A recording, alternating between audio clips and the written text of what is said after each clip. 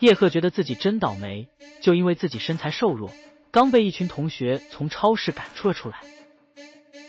而李庭轩打开超市的门，丢出一把斩骨头的菜刀，喊着：“拿着，希望你能找回食物来，拯救世界就靠你了。”叶赫捡起地上的菜刀，望着远处的僵尸。末世已经降临7天了。7天前，血月出现在城市的夜空中，人类中的大部分变成丧尸，而植物和动物都开始疯长。现在校园里到处都是漫无目的徘徊的丧尸，而此刻正在盯着他的丧尸正是班主任林老师。叶赫心里一紧，不自觉地握紧了手中的菜刀。丧尸则张着大嘴向叶赫方向冲了过来，叶赫也没傻到要和丧尸硬磕，转身就跑。躲在超市里的李庭轩也大喊道：“叶赫，你要加油啊！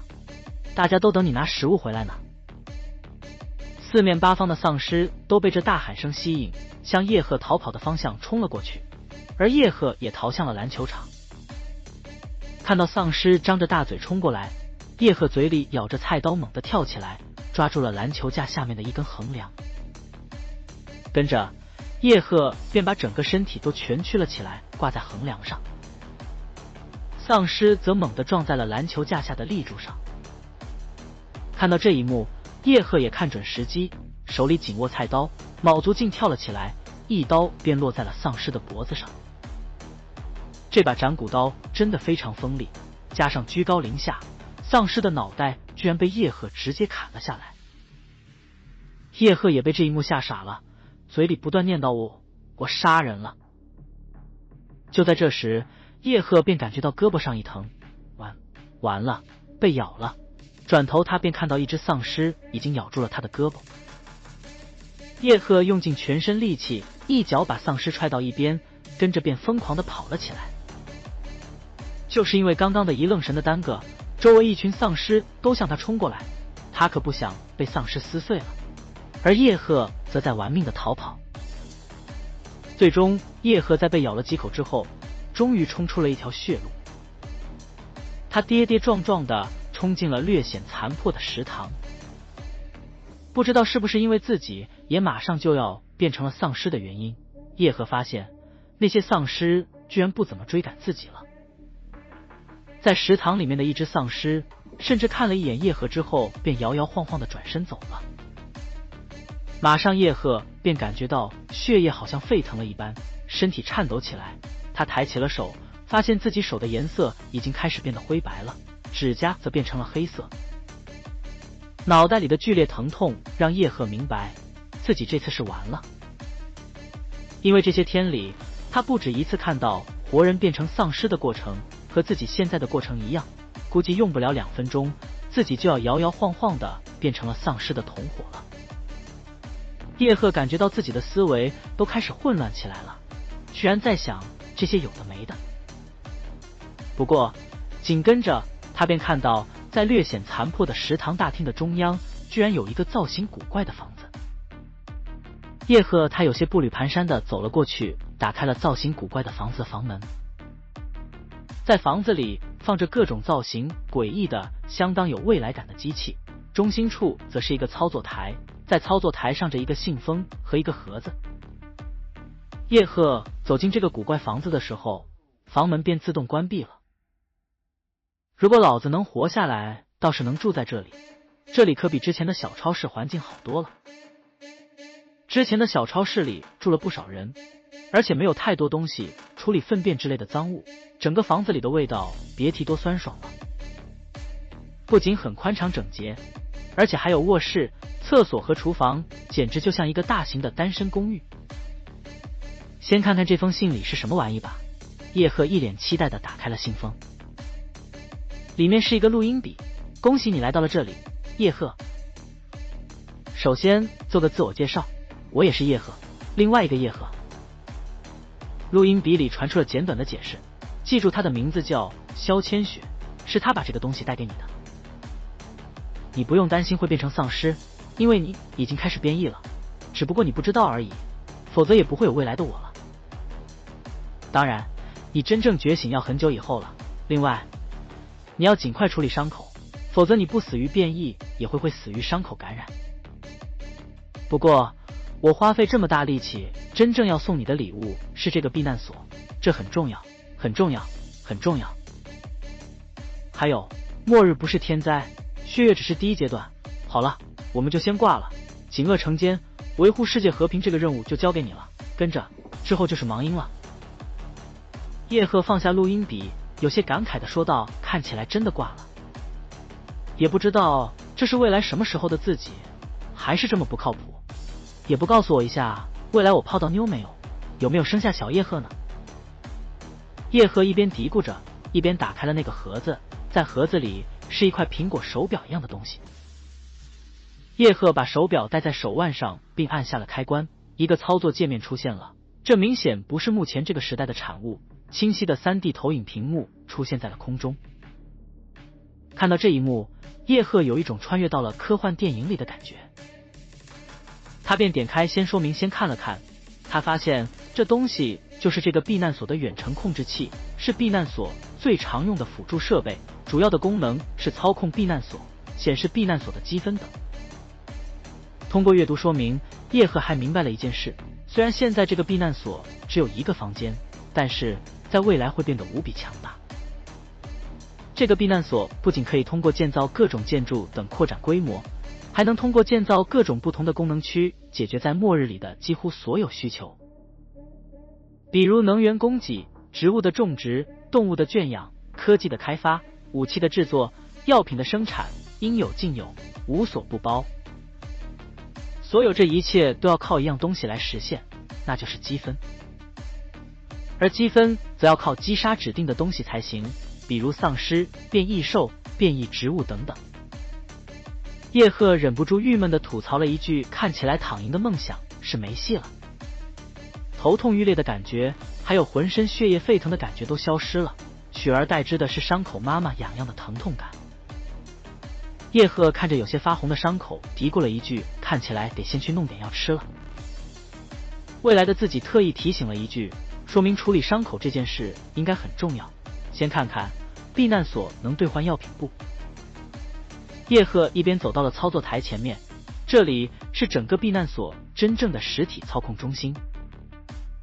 他还是习惯有实体屏幕的感觉，经过搜索之后，叶赫发现确实有制作药品的方法，不过需要先建设药剂室才行。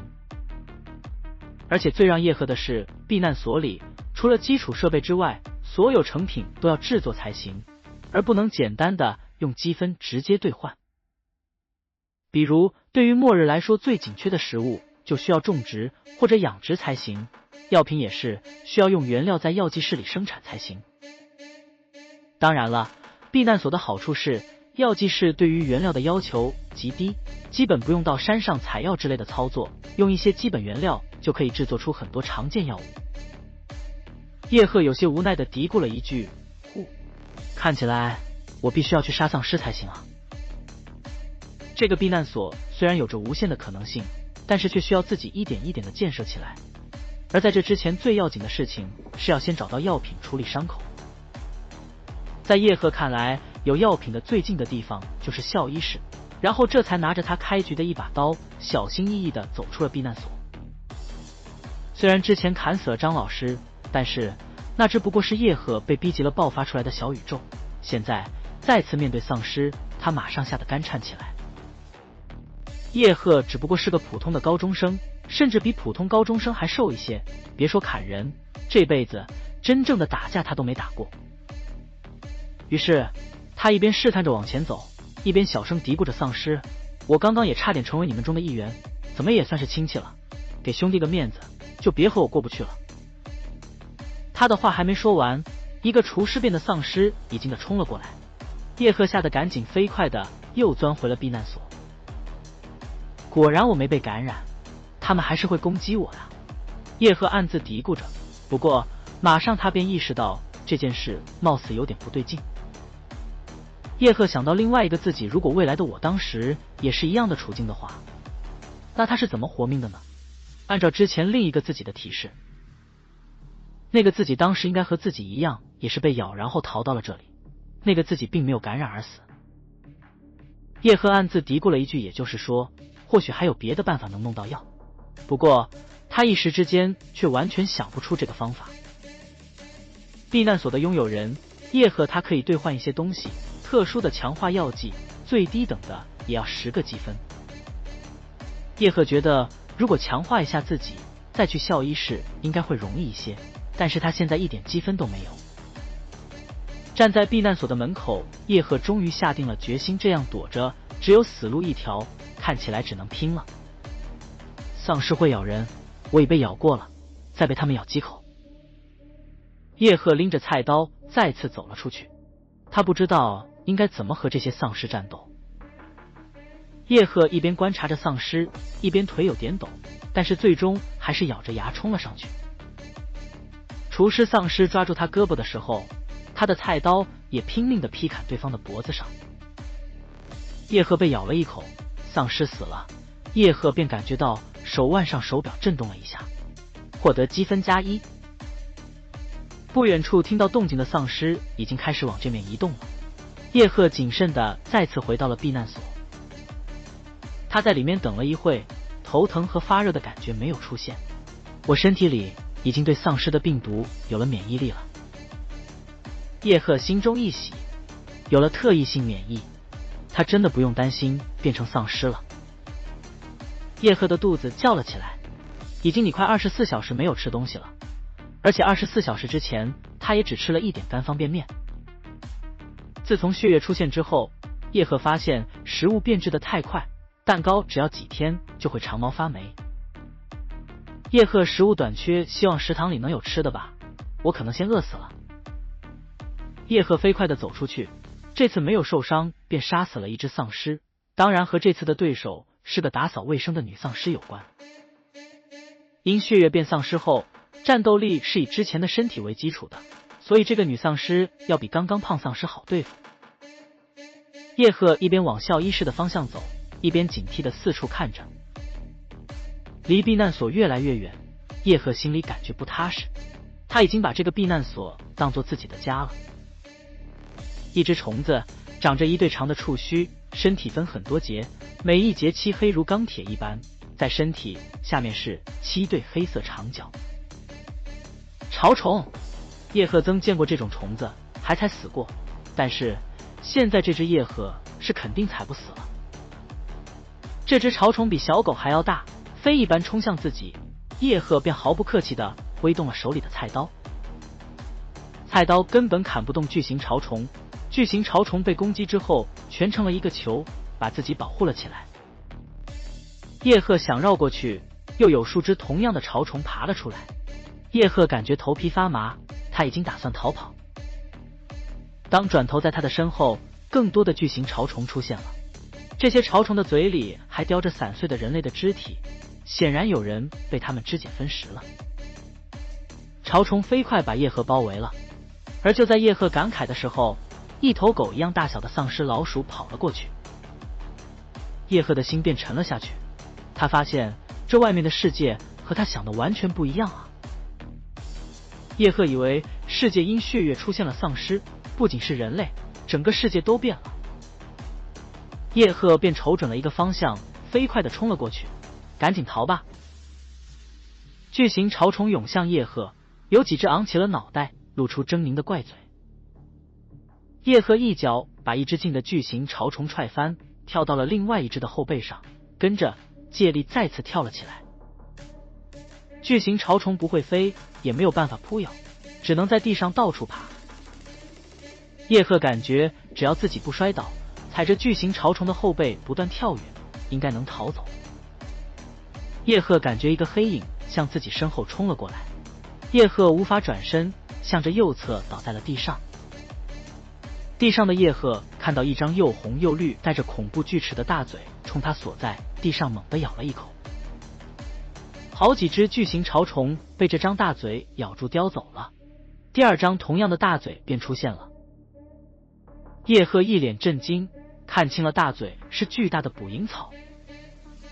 看到一张血红色大嘴居然咬向自己，叶赫赶紧就地一滚，躲过了这一击。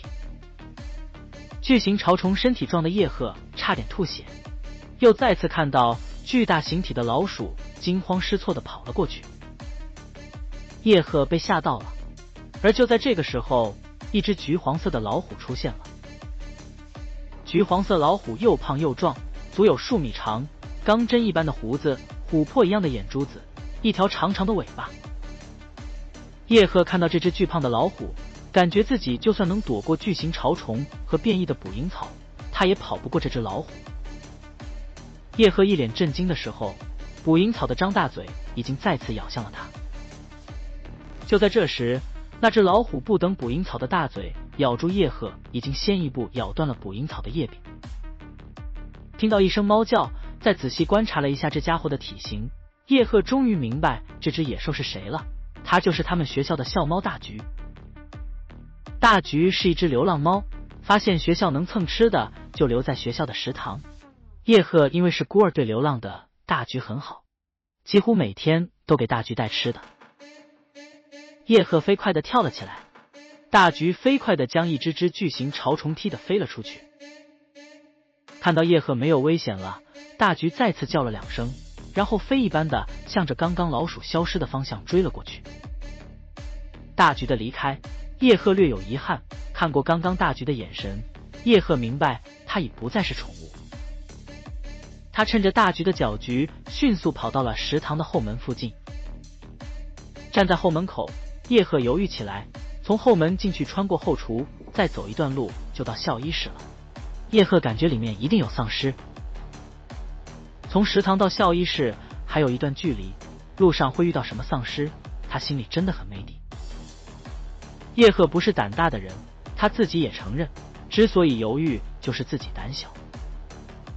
叶赫终于鼓起勇气，他紧握着菜刀，向着后厨走去。刚刚走进后厨，他就看到了3只丧尸。这3个家伙看到叶赫就疯狂地冲了过来，其中一个家伙的手里也一样拎着菜刀。叶赫转身就跑，对付一只他很自信，3只可一点信心都没有。3个丧尸嘴里流着黑血，紧紧地追了过来。其中拿着勺子的食堂阿姨居然变异了，速度极快。叶赫边跑边高喊：现在只有大橘，或许能帮自己了。他看到又有2只丧尸从后厨跑了出来，一个穿着保安服的丧尸，另外一个围着围裙的丧尸。叶赫忍不住向着自己发出了拷问，接下来怎么办？拿着勺子女丧尸已经扑过来了，叶赫飞快地跳到了食堂的桌子上，然后又从这张桌子敏捷地跳到了另外一张桌子上。叶赫发现他的身体已经变强了，如果之前他绝对没这么灵活，轻易跳上桌子和如此灵活的来回跳来跳去。这些丧尸接撞到了桌子上，食堂桌椅翻倒，拿着勺子女丧尸也跳到桌上，而另外几只丧尸也同样跳了上来。看到这一幕，叶赫也很吃惊，这些家伙还有学习能力。由于叶赫跳到高的地方，让他有主意，他看到了一侧的捕蝇草。叶赫飞快地向着捕蝇草冲了过去。他见识过捕蝇草的攻击，虽然危险，但叶赫觉得自己会躲过的。丧尸可不知道捕蝇草的危险性，在叶赫躲过捕蝇草大嘴的时候，拿着勺子女丧尸便被捕蝇草的大嘴咬住了。叶赫玩命地绕着捕蝇草狂奔起来，另外几只丧尸结果都被捕蝇草的大嘴给咬住了。逃出捕蝇草的攻击范围后，叶赫便笑了起来，有了一种劫后余生的快感。不过就在这时，拿着勺子女丧尸居然挣脱了捕蝇草的束缚掉了出来，她身上全是粘稠的红色液体，已经快不成人形了。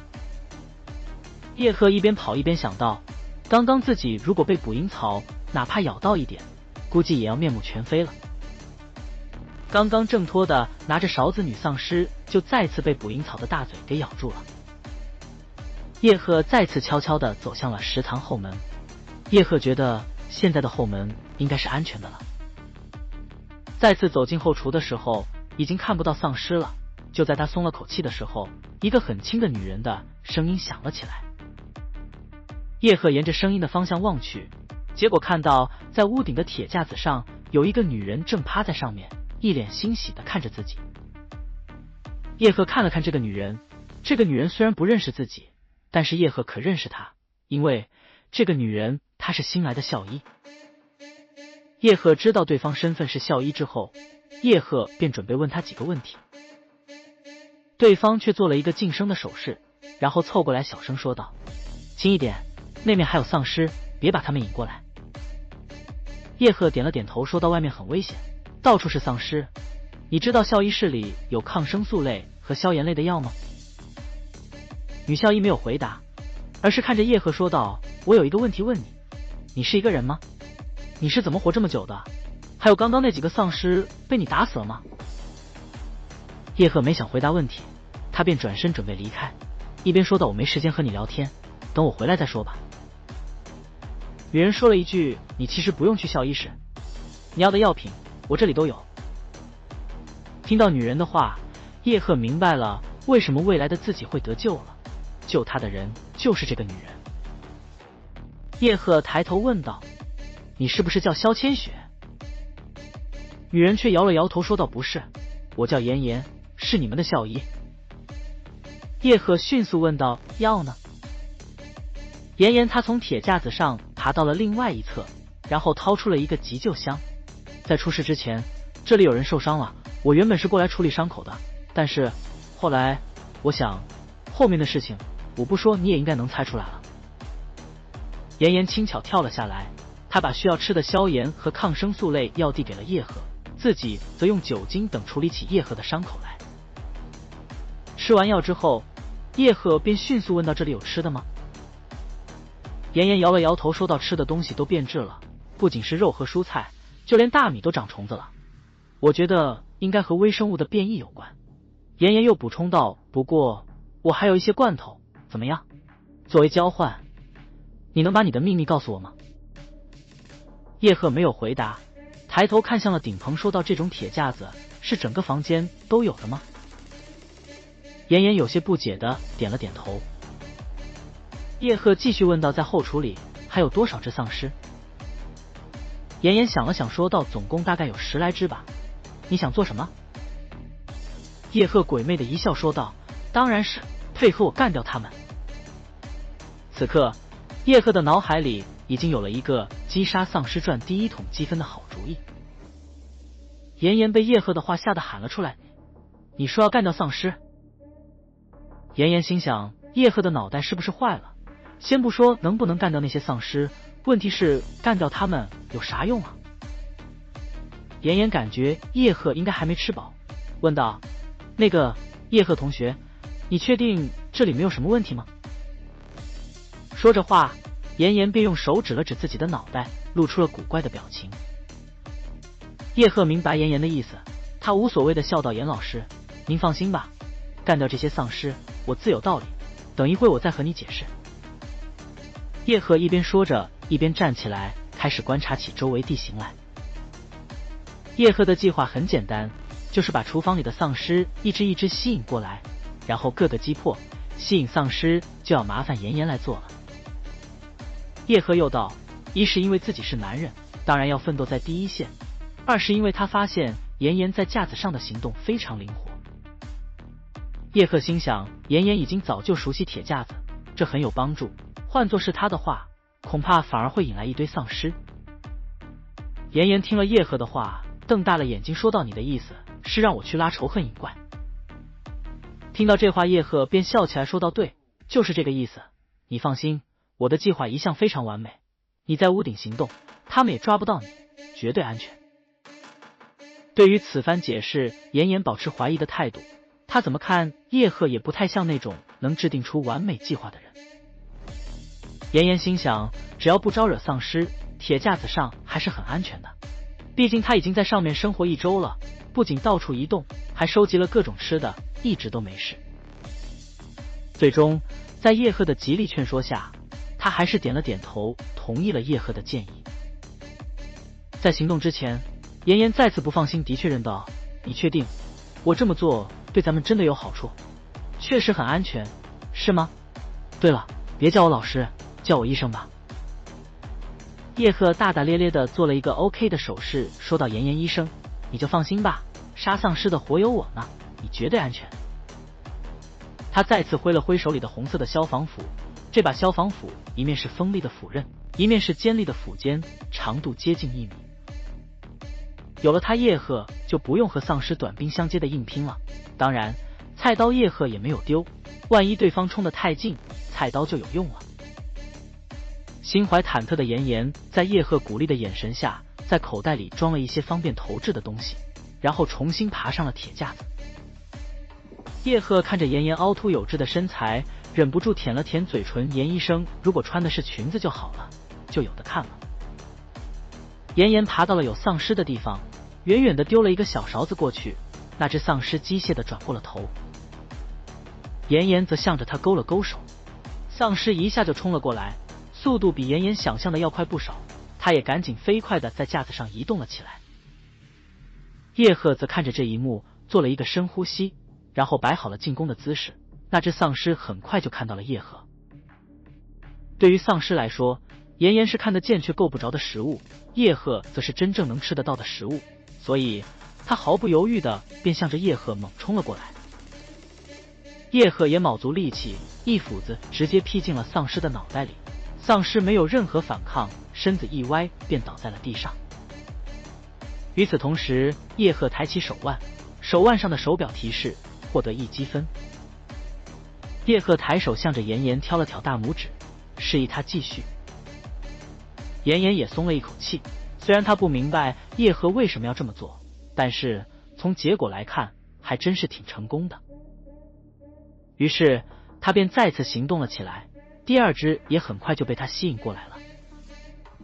叶赫也越来越顺手，再次2斧子将这只丧尸脑袋直接砍下了。看到面露笑容的叶赫，妍妍忍不住暗自嘀咕起来，男生都这么血腥暴力的吗？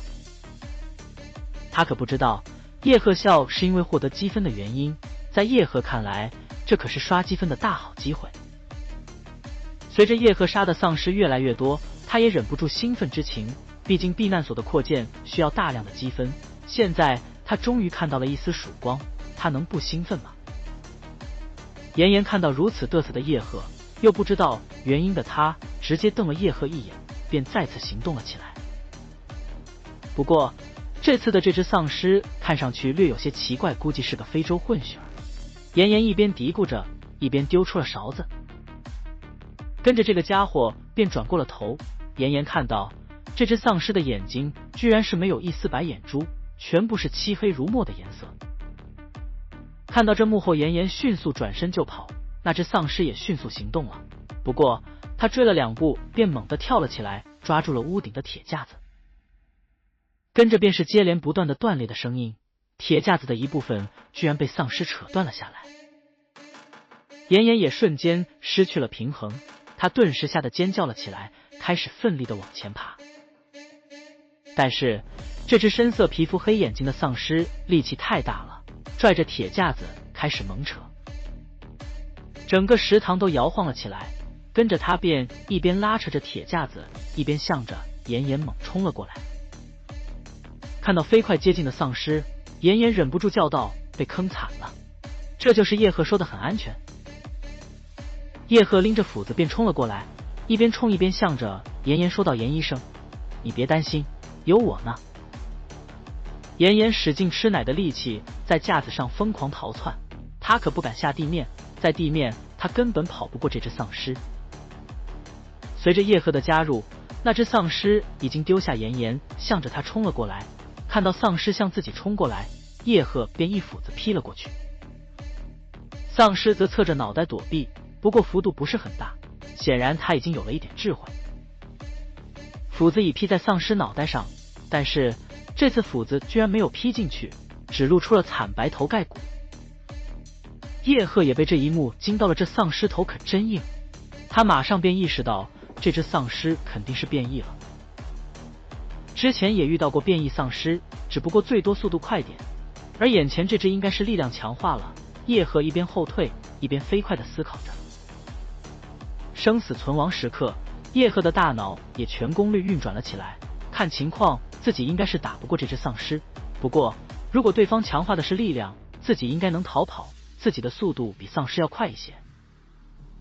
但是现在屋顶架子上还有妍妍，他跑了，妍妍怎么办？叶赫心里飞快地想着。不过这时候那只丧尸已经张着大嘴，露出如同鲨鱼般的牙齿冲了过来。看到叶赫毫不犹豫地转身逃跑，掉在屋顶的妍妍心生凄凉，暗自嘀咕以后宁可相信世上有鬼，也不能相信男生的破嘴。但是就在这个时候，他看到叶赫居然没有逃走，而是围着厨房的操作台和丧尸一前一后绕着跑了起来。妍妍暗自松了一口气，不过跟着心便再次揪紧了，因为他很清楚这样的跑可不是个办法，丧尸根本就不知道累，估计跑1-2个月都不是问题，但是叶赫可不行啊。看着叶赫连呼带喘的样子，其实叶赫自己也慌了，他也在思考对策。外面的那棵捕蝇草是个选项，但是叶赫感觉捕蝇草应该抓不住这个头铁的大力丧尸，很有可能捕蝇草会被连根拔起。看着妍妍还在屋顶，叶赫便喊了起来那个严医生，你别看热闹了，赶紧跑吧。妍妍想也不想的回道，不行，我不能就这么看着你死。叶赫道，严医生，你有什么好计划吗？妍妍回道，没有。叶赫顿时一头黑线，他忽然感觉这个美女校医虽然颜值很 nice， 但是智慧和自己好像不相上下。叶赫咬了咬牙，心想看起来只能靠自己了，随后开始看着四周的环境思考起来。跟着叶赫便真的想到了一个办法，因为他看到了一些东西，便对妍妍飞快地问道，严医生，你知道食堂的蟑螂药放在什么地方吗？妍妍迅速点了点头，说道，我知道。你有什么计划吗？叶赫回道，有，快去都拿来，然后撒在这个丧尸的身上，记住一定要小心，别弄自己身上，也别弄我身上。妍妍被困在这里7天，为了找食物，她几乎翻遍了这里的各个角落，所以她很清楚蟑螂药在什么地方。而且为了食堂的卫生，食堂管理员可是储备了一大批诱杀蟑螂的药。不过在拿蟑螂药的时候，妍妍多了一个心眼，她顺便把自己储备的罐头也都背在了身上。跟着妍妍便把药水倒在了那只丧尸的身上，与此同时，妍妍也听到了古怪声音，一大群黑褐色的蟑螂出现了。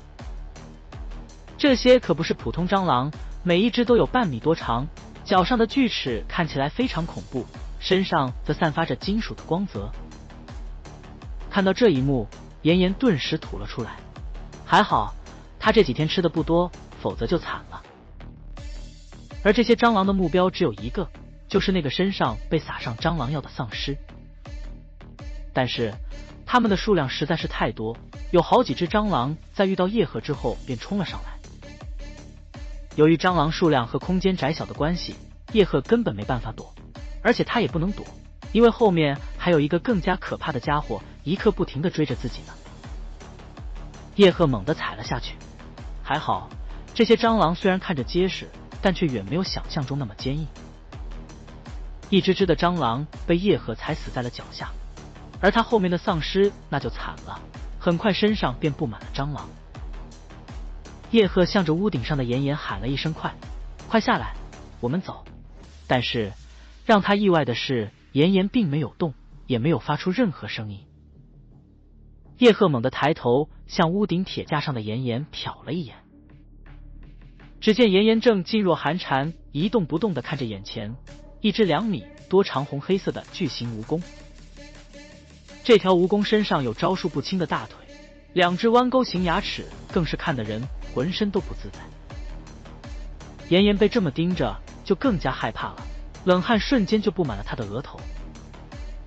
跟着叶赫便看到他大腿之间的裤子颜色开始一点一点变深，吓尿了。不过叶赫可没有笑话妍妍，他很清楚，换作是自己在那个位置，自己也绝对好不到哪里去。还好的是，那只力量型丧尸此刻已经被无数的蟑螂缠住，已经没办法再攻击叶赫了。叶赫向着屋顶大吼一声，跳，同时把手里的斧子向着蜈蚣猛地丢了过去。与此同时，炎炎咬着牙，把眼睛一闭，直接跳了下来。斧子并没有如叶赫所愿把巨型蜈蚣砍死，反而蜈蚣用数条腿飞快地抓住了丢过去的斧子，并发出了恐怖吼声。而在地面，叶赫已经接住了跳下来的炎炎，一把抱住炎炎后，便把他往肩膀上一扛，然后飞一般的开始往外冲。那只蜈蚣明显有些忌惮地上的蟑螂们，它没赶下来，而是从屋顶飞快地向着叶赫所移动的方向狂奔而去。叶赫背着炎炎冲出后厨之后，便猛地带上了房门，而蜈蚣并没有第一时间追出来。炎炎在叶赫的肩膀上有些尴尬地说道：“叶赫，放我下来吧。”叶赫说：“好，你可真重，快累死我了。”炎炎没好气地说道：“居然说一个女人重，我诅咒你一定不会有女朋友的。”叶赫无所谓的回道：“随便你，反正我从来没有过。”听到叶赫的话，炎炎顿时一头黑线，心想看起来眼前这个男人的生活比自己想的还要悲惨，不过人品还是不错的。炎炎看着不远处的捕蝇草说道：“那面是什么？一朵花吗？看起来很像是捕蝇草啊。”叶赫解释道：“是的，确实是捕蝇草，不过现在已经变成捕人草了，所以你最好远离它们，否则会变成一滩水的。”接着又道：“他已经吃了很多虫子了，还吃过好几头丧尸，不用怀疑，吃你毫无问题。”炎炎则撇了撇嘴说道：“那现在我们去哪？”叶赫回道：“当然是去我的安乐窝，我估计那里是这个世界上唯一安全的地方。”对于叶赫的话，炎炎一点都不信，你就吹吧，男生都这么喜欢吹牛吗？接着到现在满世界都是丧尸，还有那么恶心的蟑螂和恐怖的巨型蜈蚣，怎么可能有什么安乐窝呢？但是马上炎炎便张大了嘴巴，因为他看到了食堂里面的那个古怪的建筑。炎炎一脸震惊地问道：“这个就是你说的安乐窝吗？”当然。叶赫便走过去打开了房门：“进来吧，虽然可能会饿死，但是我可以保证这里面足够安全。”跟着两个人便走了进去，炎炎便被震惊了，他真的没有想过会有这样一个世外桃源一般的避难所。干干净净的客厅，看起来还有同样干净整洁的卧室和厨房，另外一间看起来很像是卫生间。炎炎瞪大了眼睛说道：“这简直太不可思议了吧！”叶赫的笑着说道：“当然了，我从不吹牛。对了，你的罐头呢？我快饿死了。”原本叶赫就饿得不行，再加上刚刚一通折腾，感觉自己已经虚弱的快崩溃了。不过炎炎却白了他一眼说到：“这里能洗澡吧？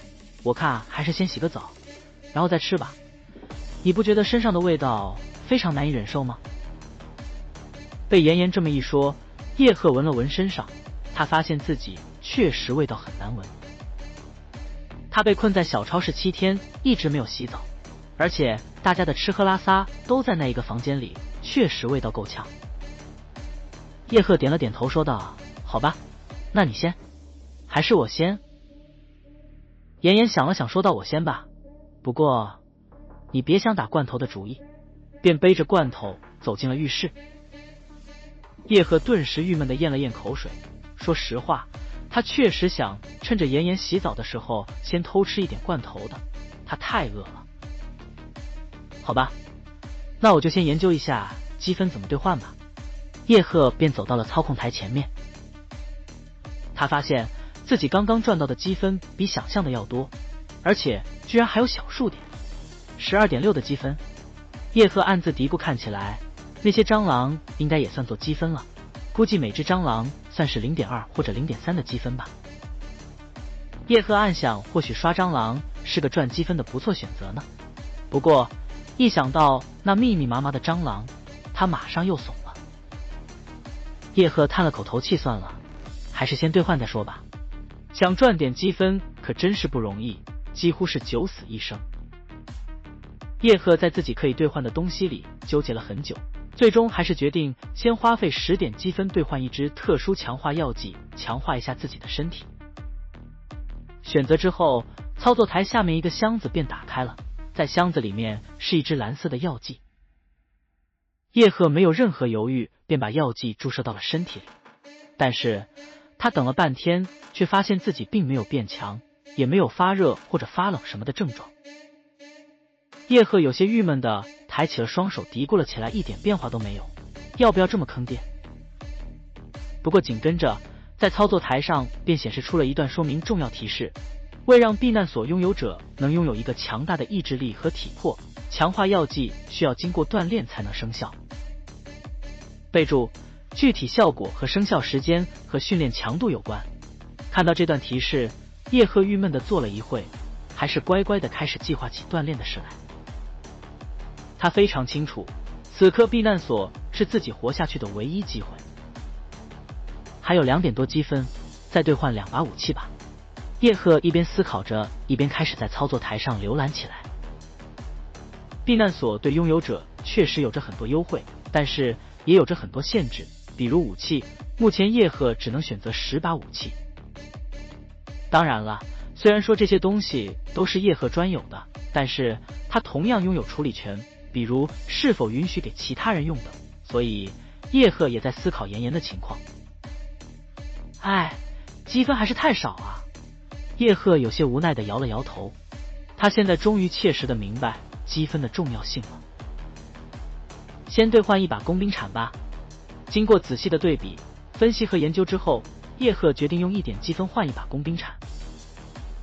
工兵铲是一种多功能的装备，特别是华国的工兵铲集合了铲子、镐头、斧子、锯子、棋子、钳子、尺子、剪子、扳手等诸多重要的角色。而避难所给叶赫的这把兵工铲就更加厉害了，铲子的头是可以折叠的，铲柄则可以伸缩，伸长之后1米多，还可以当长柄武器用。铲子上锯子、斧刃、铲刃都散发着森冷的寒光，仿佛在告诉大家它是非常锋利的。不错，不错，是个好东西。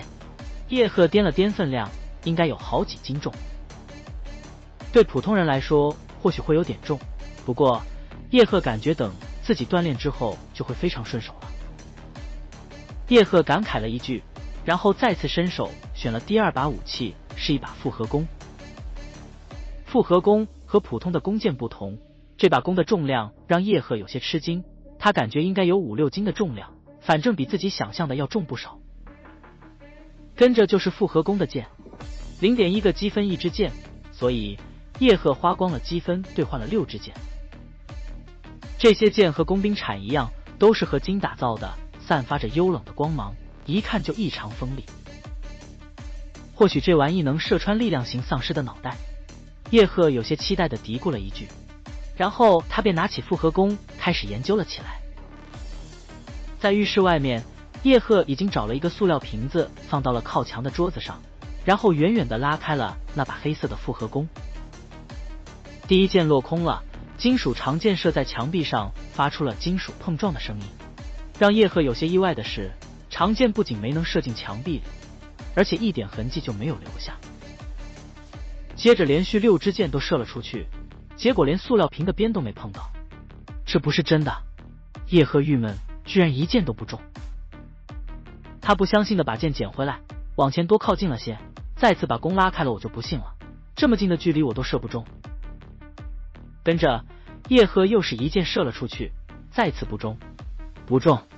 转眼6支箭又消失了，瓶子依然好好的。叶赫无比郁闷的把复合弓丢在了一边，连续2次一共12箭，居然1箭都没射中。他发现这件装备自己兑换亏了。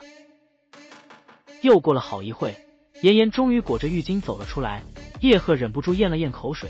不得不说，一头长发的妍妍实在是太漂亮了，那凹凸有致的身材完全不是浴巾能掩盖的。被叶赫这么盯着，妍妍的脸马上就红了，不过他也没有办法，因为根本就没有能换的衣服啊。为了转移叶赫的注意力，妍妍看着塑料瓶笑着说到：“6箭1箭都没碰到，我觉得你应该去看看眼科。”切，你以为这很简单吗？这把弓用起来可难了，要不你试试。叶赫一边说，一边把箭重新捡了回来。试试就试试。妍妍也不示弱，他伸手拿起了复合弓，却发现根本就拉不开弓弦。这也太重了吧！妍妍一脸震惊地说道。叶赫这才意识到自己还没给妍妍使用权限，这个是有机关的，给我。叶赫拿过复合弓，假装捣鼓了几下，然后重新递给了妍妍。这是末世，叶赫觉得自己的秘密还是知道的人越少越好。看我的！妍妍抓过复合弓，就毫不犹豫地射了一箭，一声轻响，靠墙的瓶子被贯穿了，接连6箭全部命中。看到这一幕，叶赫一脸难以置信地张大了嘴巴。他忽然想到了一句话：你全力做到最好，可能还不如别人随便搞搞。那个严医生，你是怎么做到射这么准的？叶赫挠着脑袋问道。妍妍的一边笑着去捡箭，一边说道：这很简单啊，只有笨蛋才会射不中吧？抱歉，我没针对你的意思。叶赫对此非常无语，他只好转身说道：好吧，那把弓归你了，你练着吧，我去洗澡了。叶赫一头黑线的走进了卫生间，叶赫便看到了妍妍挂在那里的贴身衣服。说实话，对一个宅男来说，这还是有点刺激的。不过马上叶赫就被热水澡的惬意给俘获了。叶赫发誓，这绝对是他这辈子洗得最舒服的一次热水澡。真没想到啊，洗澡居然也能变成一件幸福无比的事情。叶赫有些感慨地叹了口气。他忽然发现，之前他真是生在福中不知福啊，多好的生活啊，有东西吃，有澡可以洗，不用提心吊胆地担心什么时候死。只可惜那样的日子已经一去不复返了。但是洗完澡和衣服之后，问题便来了，浴巾只有一件，刚刚被妍妍裹走了，那叶赫怎么办？叶赫想了想，便把内裤的水分拧干，然后穿着走了出去。妍妍看着叶赫的模样，便瞪大了眼睛，还是无奈地说道：来吃点罐头吧。说完，他那拿出2盒罐头，接着又到食堂里的罐头不知道是谁储备的，不过数量有限，我这里还剩下10几盒。好消息是，这些都是肉罐头。听到是肉罐头，叶赫便流着口水说道：天呀，怎么会这么香？人间居然还有这么美味的东西，太好闻了。他便看着打开的牛肉罐头，深吸了一口气。那个严医生，食堂里真的没有其他吃的了吗？叶赫一边吃着肉罐头，一边忍不住询问了起来。叶赫心里很清楚，这10几盒肉罐头可解决不了问题，2个人就算再省着吃，也就是几天就吃完了。妍妍摇了摇头说道：没有了，因为血液的关系，让霉菌也变异了，食物发霉长毛的很快。接着妍妍便叹了口气，又道：我估计现在散装的食物大部分应该都不能吃了，真空包装的或者经过防腐处理的应该还好，比如酒和罐头应该都还可以吃。看到叶赫的脸色变化，妍妍又想了想说道：不过也不完全都是坏消息，或许我们可以学原始人那样去打猎。妍妍则跟着说道：我刚刚看了，你这个厨房里的东西非常全，那保鲜柜也很大，而且上面说的保鲜效果非常好，我觉得只要我们能抓到猎物，就不愁没有肉吃了。妍妍的话倒是让叶赫有些心动了，他便有些担心地问道：那个严老师，你确定外面的动物还有植物还能吃吗？我感觉他们不吃人已经要烧香了。对此妍妍也有些心里没底的说道：应该能吧，我也没办法确定。就这样在闲聊中吃完了饭，叶赫便开始运动了起来。最初是俯卧撑，数过20之后，叶赫便累趴下，没力气再继续了。我的体力果然比我平时好太多了。叶赫看了看自己的胳膊，有些惊喜起来。他之前做俯卧撑从没超过10个，而且只是简单的运动一下，他确实感觉到身体在发生变化。妍妍则看着他，有些莫名其妙的嘀咕着，就做这么几个，有什么可开心的？而叶赫已经继续了，接下来是仰卧起坐了。叶赫翻了个身，按照标准动作做好，可是好像还缺一个按住脚的人。看到这一幕，妍妍便笑着走过来，按住了叶赫的脚。来吧，我帮你。在妍妍的帮助下，叶赫终于艰难地做了一个仰卧起坐。妍妍看着叶赫，笑着问道：“叶赫，看情况，你这是今天才开始锻炼吗？准备做几个？”叶赫答道：“100。”听到叶赫说要做100个仰卧起坐，妍妍顿时露出了难以置信的表情。叶赫则再次艰难地做了一个，并笑着说道：“反正现在没有游戏玩，没有微信刷，也没有电视看，我们有大把的时间，不是吗？”这一点妍妍倒是同意，不过紧跟着妍妍就发现不对劲了，因为她看到叶赫的某些地方开始发生了变化，她的脸瞬间变红了起来。叶赫当然也意识到了，此刻妍妍身上只有一件浴巾，身材又好到让人发狂，就这么光着大腿坐在自己的面前，他不反应才怪。叶赫为了缓解尴尬的问道：“那个严老师，你是市里的人吗？我的意思是，你家人在市里吗？”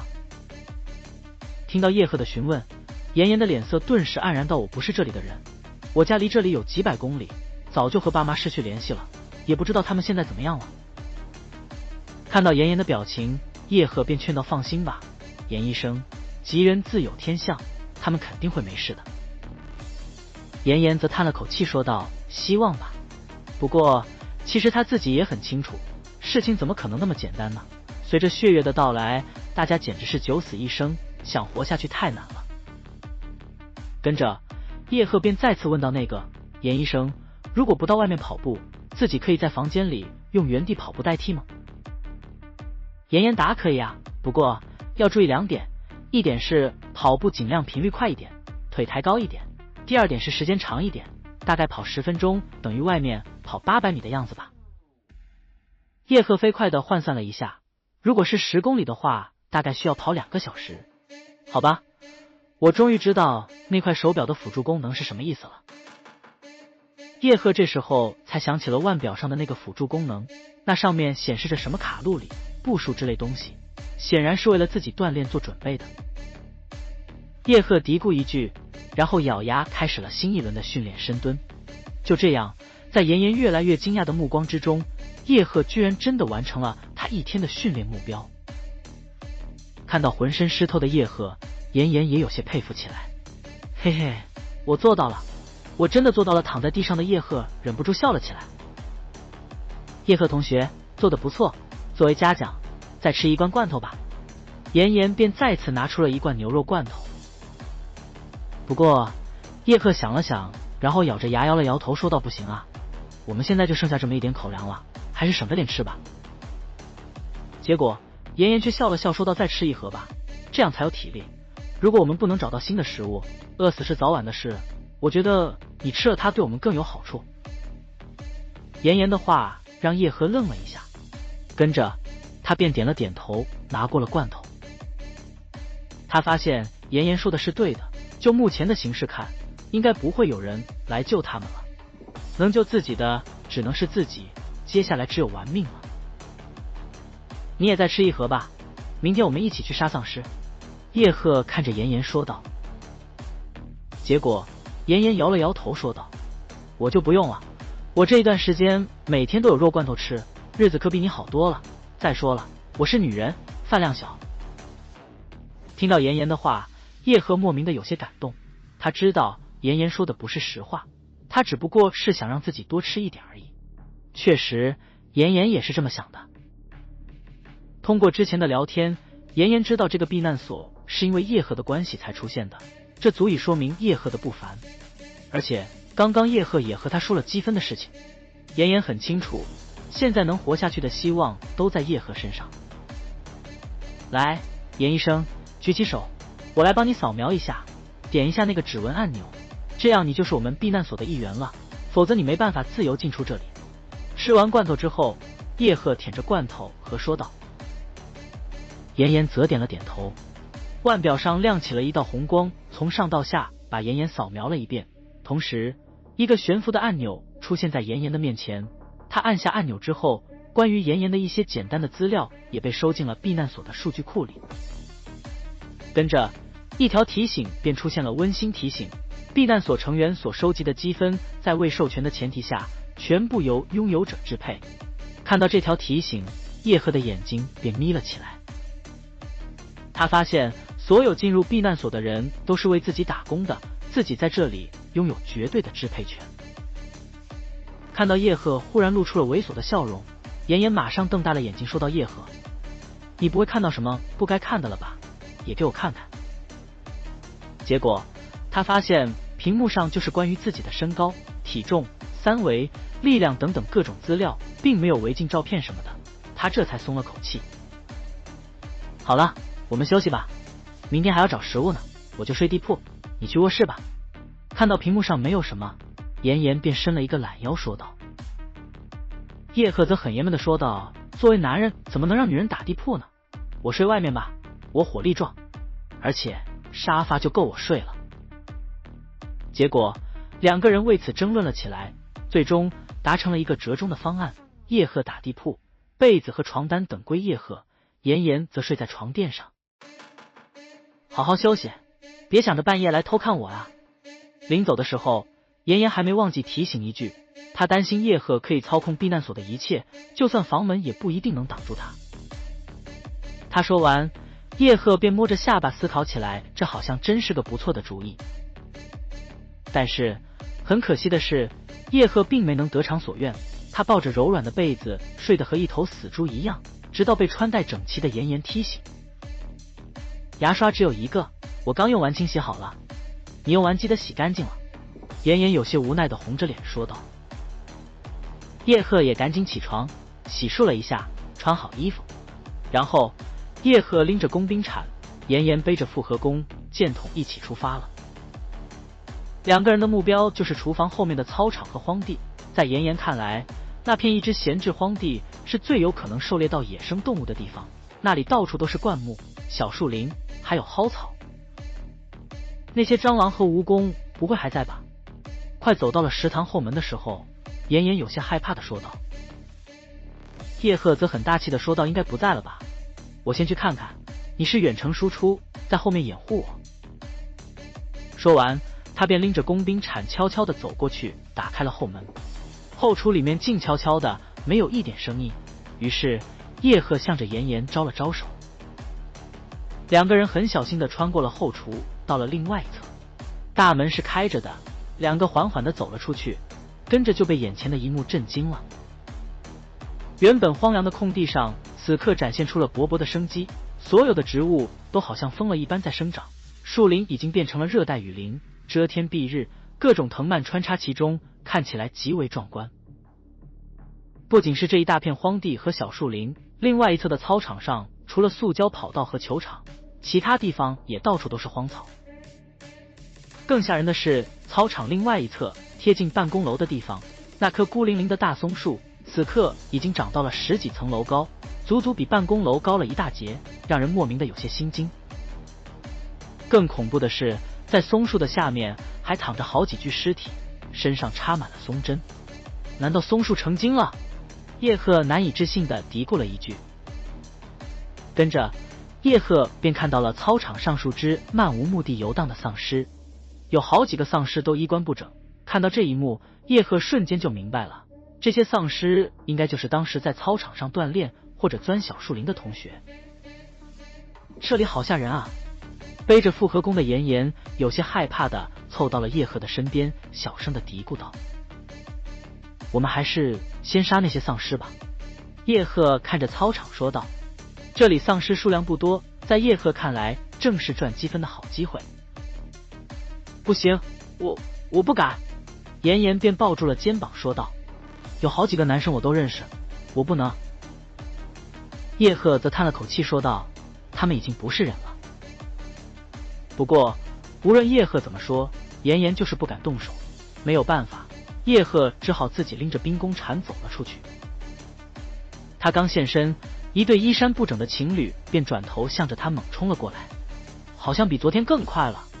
叶赫有些吃惊，但是他还没感慨完，更大危机来了。一只浑身漆黑1米多长的甲虫从叶赫后侧的树林中爬了出来，向着他冲了过去。在这甲虫的头顶上有着一个占身体1/3长的黑红色的大钳子，2个钳子强壮有力，而6条黑色的长腿如钢筋铸就的一般，散发着寒光。锹甲虫，这东西叶赫曾经见到过，之前有同学捉到过，结果不小心被他的钳子夹了，那对钳子锋利无比，他的手指头瞬间就破了。靠！这玩意来添什么乱啊？叶赫郁闷地嘀咕了一句。最惨的是，这个甲虫的位置就在叶赫的身后，等于是断了他回去的后路。与此同时，那对情侣丧尸已经冲到了他的身边。不行，我得先远离这片树林。叶赫第一时间便向着远离树林的地方躲了过去。在躲避的同时，他手里的兵工铲也狠狠地劈了过去。那只丧尸的一截手臂被工兵铲直接砍了下来，但那个丧尸依然毫不犹豫地呲着牙扑向叶赫。对此，叶赫倒是没有害怕，他侧身躲过了丧尸的扑咬，然后抡圆了工兵铲劈在那只锹甲虫的身上。巨大的反震之力差点让叶赫手里的兵工铲脱手，而锹甲虫的身上却只留下了一道白印，连皮都没有破。不是吧，这么硬？这个结果让叶赫有点目瞪口呆。他早就猜想这只甲虫会很硬，这下有点麻烦了。而巨大撞击声也吸引了操场上的其他丧尸，丧尸全部转头看向叶赫的方向，然后几乎同时狂奔了过来。看到这一幕，叶赫便准备退回去，但是这时候忽然有2只丧尸从食堂的屋顶上跳了下来，其中一只皮肤颜色很深，手里还拎着一根钢筋。这个丧尸叶赫很熟悉，是学校里有名的几个混混之一，活着的时候不止一次的欺负过叶赫他们。叶赫决定从前门绕过去，既然后门不行了，叶赫便想到了从前门绕过去。不过他刚刚跑了几步便发现这个计划更不可取，因为如果想从操场绕到前门，就要经过教学楼，而此刻教学楼里还有教学楼的周围全部都是丧尸。血月出现的时候，正是晚自习要开始的时候。叶赫所在的高中，无论是住宿生还是走读生，都要上晚自习，所以在5栋教学楼里，此刻聚集了100多个班，6000多人。叶赫估计这些人里大部分都已经变成了丧尸，此刻自己如果跑过去，无疑是花样作死，只能拼了。看清了自己面临的形势之后，叶赫便咬了咬牙，冲向了那个断臂的丧尸。现在他唯一的希望就是那只锹甲虫能和这些丧尸打起来，那样的话自己就还有机会逃走。锋利的工兵铲一下便把那只普通丧尸脑袋砍了下来，但是那只锹甲虫对倒下的无头尸体却完全无动于衷，看起来叶赫这样新鲜的肉类才是他的最爱。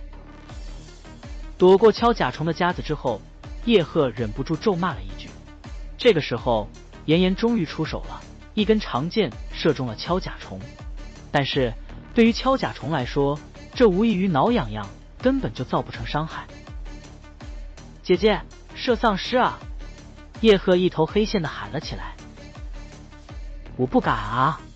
炎炎的声音也响了起来。听到这个声音，你不敢就不敢吧，别说出来啊！你可是远处的狙击手，居然暴露位置，这不是明显在找死吗？果然，听到炎炎的声音，原本跑向叶赫的钢筋丧尸和另外一只丧尸瞬间便停了下来，跟着便转头看向了炎炎的方向。真是不怕神一样的对手，就怕猪一样的队友啊！叶赫暗自嘀咕了一句，他原本还以为炎炎能成为一个强有力的帮手呢，但是他怎么也没想到，真的到了战场，他居然秒变坑货。按理说，以严医生的智慧，不应该啊。说实话，叶赫对炎炎的表现有点不解。通过这一晚上的接触，叶赫感觉炎炎是个挺有头脑的人。跟着，叶赫便想起了昨天炎炎被吓尿的一幕，看起来是因为太害怕了，所以他才乱了方寸。食堂的后门根本就扛不住这种力量型丧尸的冲击，而炎炎的速度也没可能逃不过丧尸的追击。